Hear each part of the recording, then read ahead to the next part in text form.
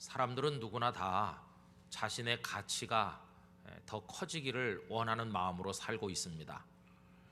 가치를 높이는 데 도움이 되는 것들을 부러워하지요. 그래서 좋은 출신이라든지 높은 신분을 부러워합니다.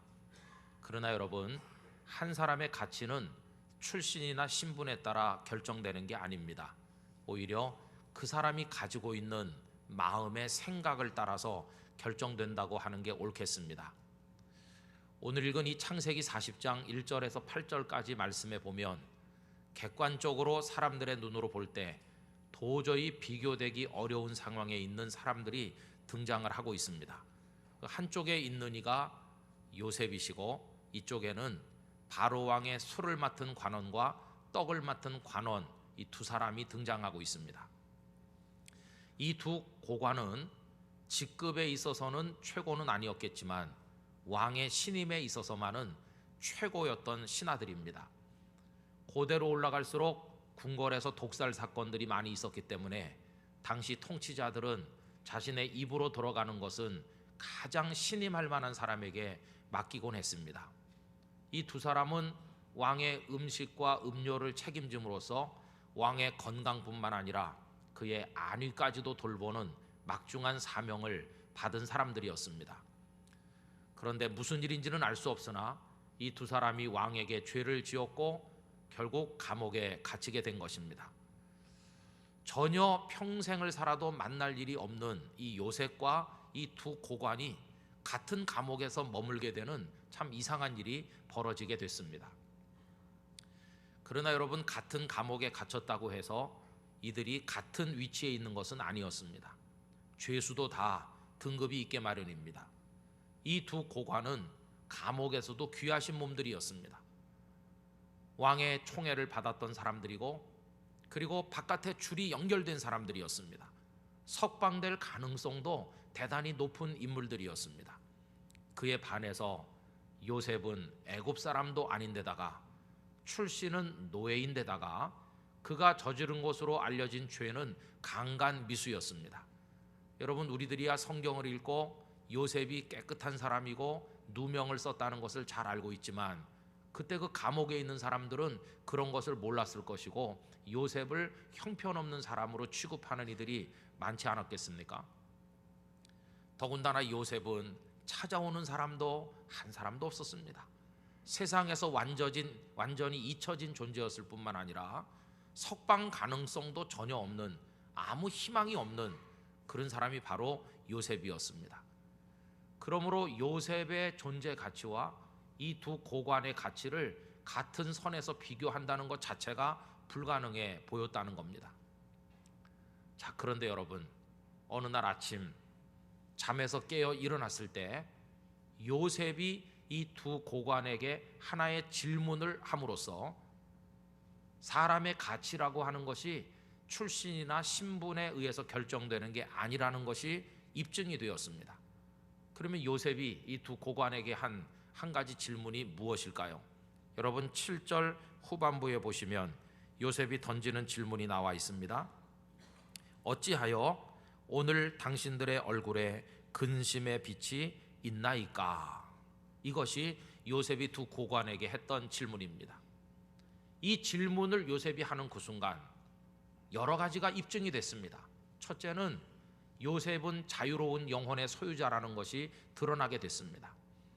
이 두 고관은 감옥에 갇힌 그날부터 밤잠을 자지 못했습니다. 어찌하여 자신들이 이런 자리에 떨어지게 됐는지 매일 밤 뒤척이며 괴로워했을 것입니다. 도대체 우리가 용서는 받을 수 있는가?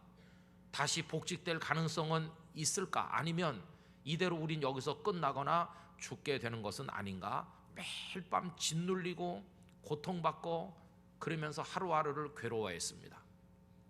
그러나 요셉은 달랐습니다. 요셉의 마음에는 여유가 엿보였고 그는 감옥이 마치 자기 집이나 되는 듯이 편안하게 생활했고 맡은 일에 충실했습니다. 간수장은 이를 눈여겨보게 되었고 어느 날 그 감옥 안의 모든 죄수들을 뒷바라지하는 일을 요셉에게 맡기게 됐습니다. 요셉은 충성을 다했습니다. 마치 보디발의 집에서 노예로 살 때 맡은 일에 열심을 다했던 것과 같습니다. 그는 노예살이에도 불구하고 또 감옥에서 고통받는데도 불구하고 그 모든 삶을 극복해 나가면서 자유를 누리는 축복된 영혼을 가지고 있는 사람이라는 것이 증명이 됐다는 것입니다. 뿐만 아니라 이 질문을 함으로써 그는 다른 사람들을 불쌍히 여기고 다른 사람들의 형편을 안타까워하고 다른 사람들을 사랑해주는 가슴이 넓은 사람이라는 게 입증이 됐습니다. 어느 날 아침에 그 두 고관의 얼굴을 보니 얼굴이 컴컴하고 수심이 가득해 보였습니다. 그래서 다가서서 물어봅니다. 어찌하여 당신들 두 분의 얼굴에 근심의 빛이 있으십니까? 여러분, 이것은 사람에 대한 그의 관심이었고 순수한 사랑이었습니다. 어떤 분들이 이렇게 생각할 수도 있을 겁니다.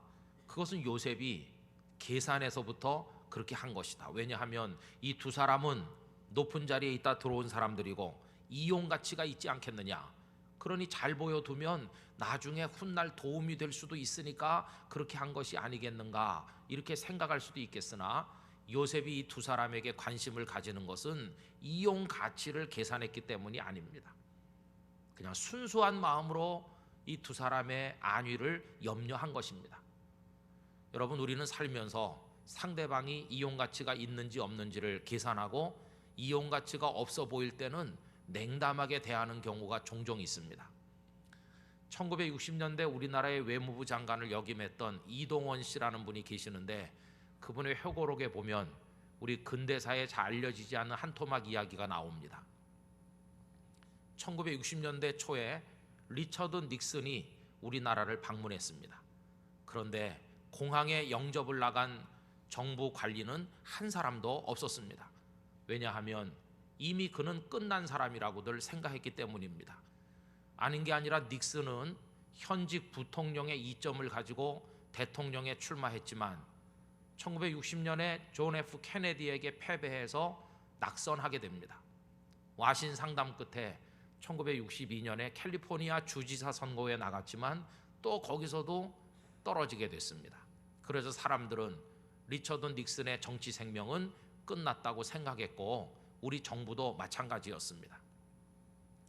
당시 주한 미국 대사였던 브라운 씨가 이동원 외무부 장관을 통해서 계속 그래도 전직 미국 부통령인데 청와대에서 만찬 한 번 정도는 열어주어야 되는 게 아니냐고 요청했지만 거절당하게 됩니다.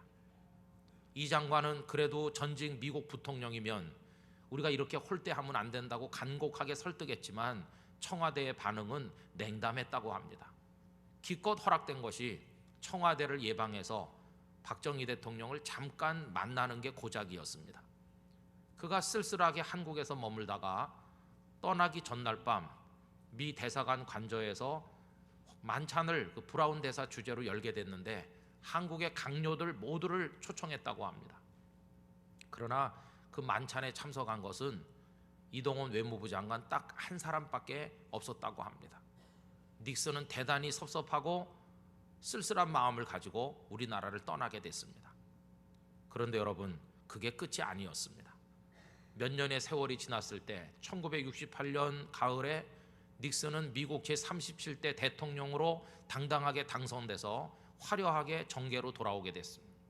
그리고 그는 이듬해 1월 달에 대통령에 취임을 했고 6개월이 지난 다음에 괌에서 닉슨 독트린을 발표했는데 닉슨 독트린의 핵심이 뭔가 주한 미군을 철수하겠다 하는 것이었습니다. 가장 다급했던 것은 박정희 대통령과 청와대 참모들이었습니다. 여러 길을 통해 정상회담을 요청했지만 백악관은 냉담하게 거절했습니다. 그러다가 애걸복걸하듯 해서 만남을 허락받았는데 백악관으로 찾아오는 것도 아니고 닉슨의 일정을 따라 세크라멘토로 박정희 대통령이 가서 잠깐 호텔에서 만나는 것만 허락이 됐습니다. 대통령이 호텔 현관에 도착했지만 닉슨은 나오지 않았습니다.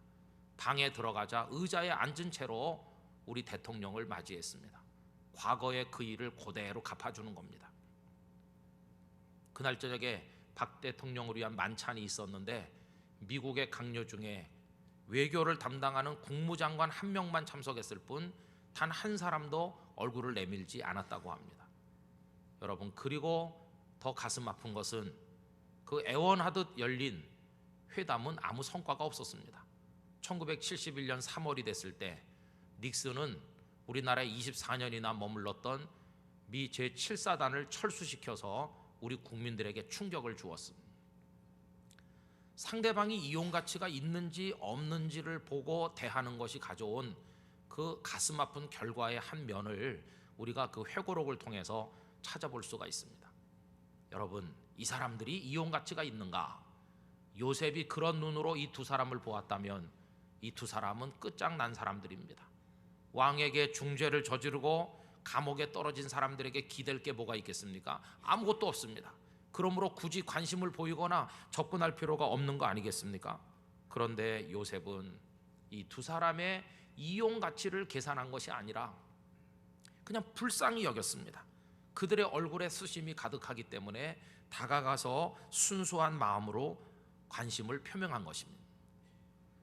여러분, 나중에 술 맡은 관원이 기적적으로 복직이 돼서 나가게 될 때 요셉은 자신을 잊지 말고 기억해달라고 부탁은 했지만 그가 이 질문을 할 때는 이 사람이 석방돼 나갈 걸 예상한 게 전혀 아니었습니다. 그의 관심은 순수한 사랑에서부터 비롯된 것이었다고 하는 것입니다. 더군다나 이 요셉은 아까 말씀드린 것처럼 이 두 사람에 비하면 형편이 훨씬 못했습니다. 자기 코가 석자였습니다. 남 걱정하고 있을 입장이 아니었습니다. 그런데도 자기보다 여건이 훨씬 좋은 사람들을 걱정해주고 염려해주는 그 사랑의 크기가, 마음의 크기가 바다처럼 넓은 인물이 되어 있었던 것을 우리가 볼 수 있지 않습니까? 요셉은 그런 사람으로 오늘 본문에 등장하고 있습니다. 자, 그럼 여러분, 이 요셉이 원래부터 친절하고 원래부터 사랑이 많고 본래 선량하고 좋은 사람이었을까? 이런 생각을 하게 되지만 창세기 37장 말씀은 본래의 요셉은 전혀 그와는 반대였다는 것을 보여줍니다. 그는 치졸하고 아주 못된 성정을 가진 사람으로 등장하고 있습니다. 여러분, 집안에 형제가 여럿이면 서로 부딪히면서 티격태격하는 모습들을 겪기도 하셨고 보기도 하셨을 겁니다. 저희 집에도 애들이 4명 있는데요, 돌아가신 어머니께서 서울에 계실 때 저희가 올라가든지 아니면 다니러 내려오시면 아이들 4명을 쪼르륵 부르십니다. 저희 어머니가 터득한 비법, 존경받는 할머니로 남으려면 지갑을 열어야 된다는 걸 알고 계셨던 것 같습니다. 용돈을 쪼르륵 줍니다. 나이 많은 아이들은 많이 주고 막내는 조금 줍니다. 그래도 아무도 의의를 제기하지 않습니다. 나이 많은 사람 씀씀이 많으니까 많이 주고 막내는 아직 어리니까 조금 주는 거 당연한 듯이 다 받아들였습니다. 그러나 이 아이들도 못 참는 게 하나 있었는데 어머니가 손자를 몰래 불러서 조금 더 준다고 하는 사실이었습니다. 찾아가서 따졌습니다. 할머니, 성차별하나? 그러면서 손자만 좋아하고 우리 손녀는 자식도 아니가? 이렇게 따졌습니다. 여러분, 4명이 커도 자기들 사이에 재미난 티격태격하는 모습이 있는데 요셉은 12명의 아들들 중에 11명째로 태어났습니다. 아버지의 신임을 얻는데 치열한 경쟁이 있는 겁니다.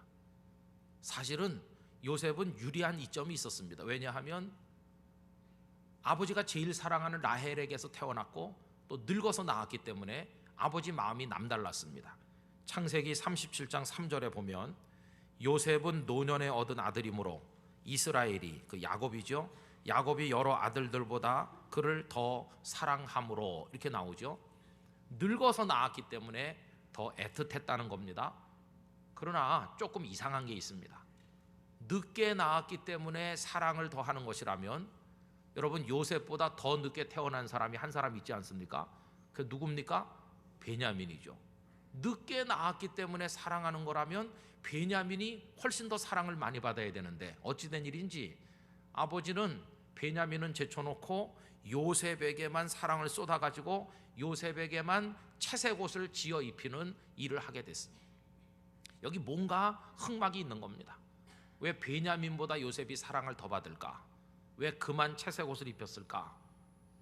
요셉은 아버지 마음에 딱 맞는 아들이었던 게 틀림없습니다. 아버지의 입안에 있는 혀처럼 굴었을 것입니다. 도대체 요셉은 무슨 일을 했을까? 그 말씀에 보면 형님들이 저지르는 못된 짓을 가만히 지켜보고 있다가 아버지에게 가서 다 일러 바치는 충실한 첩자였다는 것을 알 수 있습니다. 창세기 37장 2절, 야곱의 족보는 이러하니라. 요셉이 17세의 소년으로서 그의 형들과 함께 양을 칠 때에 그의 아버지의 아내들 비라와 실바의 아들들과 더불어 함께 있었더니 그가 그들의 잘못을 아버지에게 말하더라. 형제들의 잘못을 고해 바쳐서 형제들이 아버지에게 꾸지람을 들으면 속으로 쾌재를 불렀습니다. 얼마나 치졸합니까? 형님들이 눈밖에 날수록 나는 아버지의 신임을 받을 가능성이 점점 높아진다, 이렇게 생각했던 사람이 바로 요셉이었습니다. 그러니 그의 형제들이 그를 향해 언사가 불손하고 그를 미워하는 것은 당연한 일이었습니다. 그 다음에 보면 이렇게 되어 있습니다. 그의 형들이 아버지가 형들보다 그를 더 사랑함을 보고 그를 미워하여 그에게 편안하게 말할 수 없었더라. 당연한 것이죠. 그가 입은 채색옷은 명예로운 게 아니었습니다.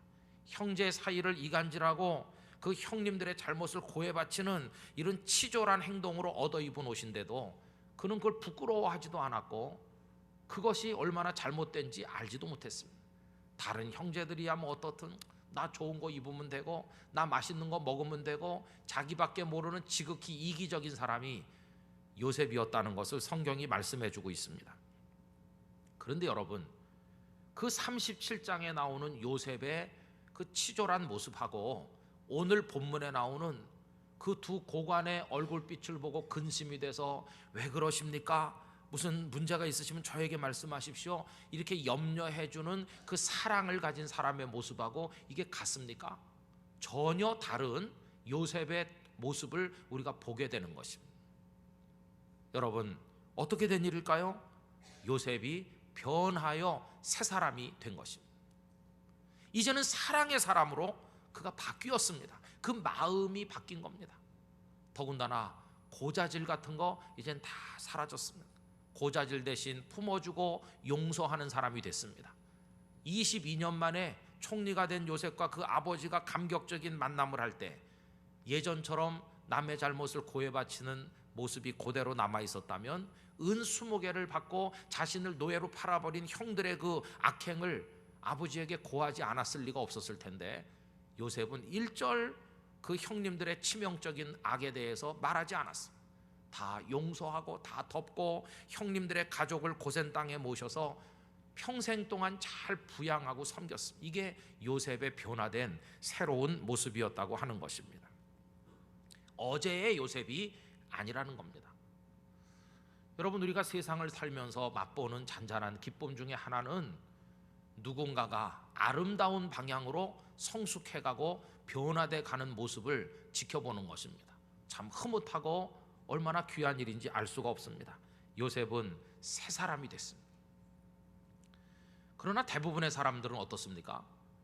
자기 자신이 변화되고 새로운 사람이 되는 데는 별 관심이 없고 자신을 에워싼 환경이 왜 달라지지 않는지 그것만 걱정하는 우를 대부분의 사람들은 범하고 있습니다. 환경 탓을 하고 다른 사람 원망만 할 뿐 내 자신이 바뀌어야 된다는 걸 잘 생각하지 않는다는 겁니다. 어떤 책에 보니까 그런 사람을 풍자하는 이야기가 이렇게 나와 있었습니다. 어떤 축제가 열려서 이 코너 저 코너에서 재미난 게임 같은 것들이 벌어지는데 한 곳에는 점쟁이가 앉아있게 됐습니다. 어떤 남자가 그 천막을 들치고 들어와서 손바닥을 내밀며 손금 좀 봐주세요 이렇게 말하니까 점쟁이가 가만히 보더니 많은 이야기가 적혀 있습니다. 제가 나중에 어떻게 되겠습니까? 물었더니 점쟁이 말이 당신은 45살까지 아주 가난하고 슬프고 비참하게 살 것 같습니다. 이 사람 얼굴이 하얘졌습니다. 마음이 낙심이 됐습니다. 조금 있다 물어봤습니다. 그 후에는 어떻게 되겠습니까? 점쟁이가 하는 말, 그 후에는 그렇게 사는데 익숙해서 살다 죽을 겁니다. 이렇게 말했다고 합니다. 여러분, 이 짤막한 어떤 이야기를 통해서 그 책의 저자가 말하려는 게 뭐냐 하면 자신을 에워싼 환경을 변화시키는 그리고 그 이전에 자기가 먼저 변화되는 그런 걸 생각하지 아니하고 그냥 어떻게 요행수를 만나 재수가 좋아서 어떻게 팔자가 좋아서 저절로 어떻게 좀 되는 거 그런 거 없는가 하고 앉아있는 사람의 어리석은 모습을 그 책에서 지적하고 있었던 것입니다. 여러분, 톨스토이는 말했습니다. 사람들은 세상을 바꾸겠다고는 말하지만 그 이전에 어느 누구도 자기 자신을 바꿀 생각은 하지 않는다 하는 지적을 하였습니다. 여러분, 중요한 게 뭘까요? 중요한 것은 우리 자신이 바뀌는 것인 줄로 믿습니다. 기독교 복음의 핵심이 뭐냐? 우리가 변하여 새 사람 되는 것입니다. 하나님께서는 우리 자신이 바뀌어야 된다는 것을 성경에서 많이 말씀하고 있습니다. 에베소서 4장 22절로 24절을 보면 너희는 유혹의 욕심을 따라 썩어져가는 구습을 따르는 옛사람, 생각이 삐뚤어지고 사랑하지 않아야 될 걸 사랑하고 더러운 삶을 살면서 삐뚤어진 인격을 가진 그런 냄새나는 옛사람을 벗어버리고 벗어버려야 된다. 오직 너희의 심령이 새롭게 되어 하나님을 따라 의와 진리의 거룩함으로 지으심을 받은 새 사람을 입으라고 우리에게 말씀을 하고 계십니다. 여러분, 예수님께서 이 세상에 오신 목적이 뭘까요? 저와 여러분을 변화시키기 위해서인 줄로 믿습니다. 죄인인 우리들을 변화시키셔서 거룩한 하나님의 자녀가 되게 하십니다. 예수님 안에서 사람들은 새롭게 됩니다. 그래서 죄 가운데 살던 사람이 구원을 받고 교만하던 사람이 겸손해지고 자기만 믿고 살던 사람이 하나님의 은혜가 아니면 안 되는 줄로 알아서 은혜를 사모하는 사람으로 바뀌게 된다는 것입니다. 환경을 탓하고 주변 사람 원망하고 조상 탓을 하고 남에게 원망을 떠넘기던 그 사람이 다 자기의 부족해서 비롯됐다는 것을 깨닫고 회개하는 사람으로 바뀌게 된다는 것입니다. 여러분, 환경을 탓하실 필요가 없습니다. 사람의 불행은 환경 때문에 오는 것이 아니라 형편없는 자아 때문에 비롯되는 것임을 잊어서는 안 될 것입니다. 여러분, 환경이 좋으면 좋은 사람 된다는 일반적인 기대대로 이루어진다면 요셉은 어렸을 때 아버지 사랑 많이 받았으니까 그때 그의 인격이나 삶이 아주 훌륭했어야 됩니다. 그러나 오히려 그때 꼬부러져 있었습니다. 그런데 환경이 악화됐습니다. 그가 노예가 됐고 더 전락해서 감옥에까지 떨어졌습니다. 환경은 나빠졌지만 오히려 사람은 더 거룩해지고 성숙한 믿음의 사람으로 바뀌어 가지 않았습니까? 좋은 환경이 나를 좋은 사람 만들고 행복하게 만든다는 기대는 잘못된 기대입니다. 오히려 환경과 상관없이 환경이 나빠진다 할지라도 내가 변하면 그 환경을 이기는 성도가 된다는 사실을 잊어서는 안 될 것입니다. 며칠 전에 새벽 기도 때도 말씀드렸지만 그 빅톨 위고의 유명한 소설 레미제라블이 영화로 다시 만들어져서 나와 화제거리가 되고 있습니다. 이 빅톨 위고가 얼마나 위대한 소설가인지 그의 생일이 그 나라의 국경일이 됐을 정도로 대단한 인물입니다. 이 레미제라블, 비참한 사람들이라는 그 소설 속에 결국은 변화된 사람과 변화되지 못한 사람을 보여주고 있는 게 핵심이라고 생각합니다. 주인공 장발장은 변화된 사람이었습니다. 조카를 위해서 빵 하나를 훔치다 잡혀 5년형을 선고받고 4번의 탈옥을 감행하다 실패하여 19년을 복역한 끝에 가출옥해가지고 나오게 됩니다. 세상을 향한 증오가 꽉 차 있습니다. 세상은 더러운 곳이다. 아무리 이래도 조카에게 빵 한 조각을 줄 수 없는 저주받은 세상이라고 세상을 증오했습니다. 그러나 은촛대를 훔친 자기 자신을 용서하고 감싸주는 마리엘 신부의 그 사랑을 받음으로써 그 신부를 통해 전달된 그리스도의 용서의 사랑을 그가 체험함으로써 그 자신이 변했습니다. 세상은 변하지 않았지만 그 사람 자신이 변화되는 겁니다. 그리고 그는 마들렌느라는 새로운 이름으로 자그마한 도시의 시장이 되어 창녀까지도 불쌍히 여기고 창녀가 낳아놓은 아이까지도 사랑해서 그 아이를 위해 평생을 줄 정도로 그는 세상을 사랑하는 사람으로 완전히 바뀌게 됐습니다. 그러나 변화되지 못하고 남아있는 한 사람이 등장하죠. 장발장을 끝까지 추적하는 자베르 경감이 바로 그 사람입니다. 세상은 악으로 가득 찬 부조리한 세상이다. 내 사명은 악한 자들을 잡아 감옥에 쳐넣는 거다. 저 장발장은 추록 이후에도 은촛대를 훔치고 나쁜 짓을 했다. 그러니 잡아 넣어야 된다. 끝까지 추적합니다. 나중에 놀랍게 숭고한 모습으로 사랑의 사람으로 바뀌어 있는 장발장을 경험하면서 내부적인 혼란을 겪고 당황하지만, 그러나 자신이 변화되지는 못한 채로 비참한 일생을 끝내게 됩니다. 누가 레 미저러블인가? 누가 불쌍한 사람들인가? 변화되지 못한 사람이 불쌍한 사람들이라고 하는 것입니다. 성도 여러분, 사람들은 누구나 죄수에서 총리가 되는 것과 같은 요셉에게 임한 드라마틱한 축복이 자신의 인생에도 일어나기를 갈망하고 있습니다. 그렇지만 여기 대단히 중요한 하나의 순서가 있습니다. 총리가 되는 것이 먼저냐, 변하여 새 사람 되는 것이 먼저냐? 여러분, 어떤 게 먼저였습니까? 변하여 새 사람 되는 게 먼저입니다. 요셉이 변하여 새 사람이 되자 그 이후에 하나님께서 그를 총리의 자리에 앉혀주셨다는 이 순서를 잘 생각하셔야 됩니다.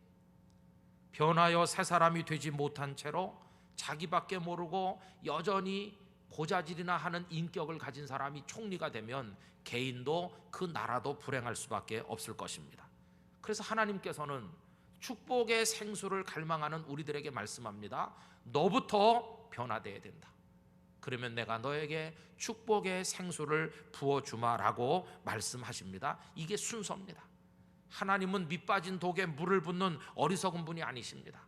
깨진 독에 아무리 물을 부어봤자 가둘 수 없다는 걸 아시기 때문에 깨진 독과 같은, 밑이 빠진 독과 같은 우리를 먼저 고쳐서 밑이 새지 않는 독으로 바꾸신 다음에 축복의 생수를 부어주시는 분이라는 사실을 여러분 기억하게 되시기를 바라는 것입니다. 그래서 이렇게 기도해야 됩니다. 하나님, 저에게 축복을 주세요. 이렇게 기도하지 말고 제가 먼저 변화되어 새 사람이 되게 하여 주시옵소서. 먼저 이렇게 기도하시게 되기를 바라는 것입니다. 그 후에 하나님께서 여러분들에게 축복과 은혜의 생수를 부어주실 줄로 믿습니다. 여러분들이 너무나도 잘 아시는 글을 하나 읽어드리겠습니다. 젊은 시절에 나는 혁명가였고 하나님께 드리는 나의 기도는 이것이 전부였다. 주여, 내게 세상을 개혁할 힘을 주소서. 중년에 이르러 한 사람의 영혼도 고쳐놓지 못한 채 내 반생이 흘렀음을 깨닫자 내 기도는 이렇게 달라졌다. 주여, 나와 접촉하게 되는 모든 사람들을 변화시킬 은총을 주소서. 그저 가족과 친지들만이라도 만족하겠나이다. 이제 노인이 되어 죽을 날도 오늘 내일 하게 되고 보니 이제야 내가 얼마나 어리석었던가를 알게 되었다.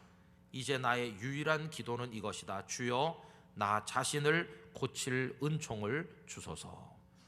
여러분, 이번 부흥 사경회는 환경을 바꾸시기 위한 사경회가 아니라 저와 여러분을 바꾸시기 위한 사경회인 줄로 믿습니다.